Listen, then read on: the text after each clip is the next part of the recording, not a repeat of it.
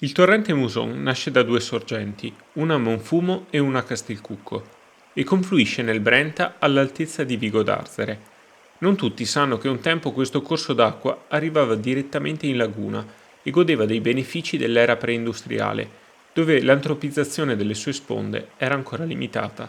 Oggi, nello sviluppo dell'area che lo circonda, specie nella sezione alta, considerando Monfumo, Castelcucco e Pagnano d'Asolo, vi sono molte progettualità a livello turistico che con l'impegno di tutti potrebbero tornare a prendere in considerazione la tutela della sua biodiversità, come una priorità e non come un'attenzione accessoria.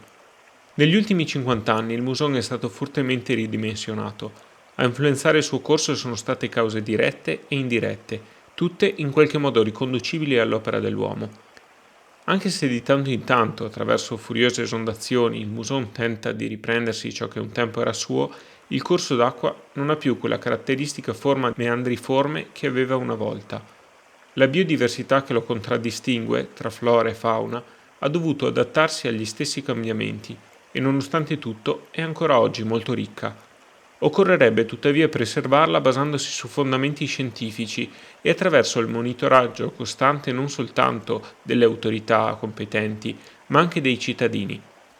L'appello ai residenti nei comuni interessati, da Monfumo a Castelcucco, da Asolo a Fonte, è quello di prestare attenzione ai lievi suoni che caratterizzano la natura che li ha accolti, in modo da conviverci per sempre nella piena serenità.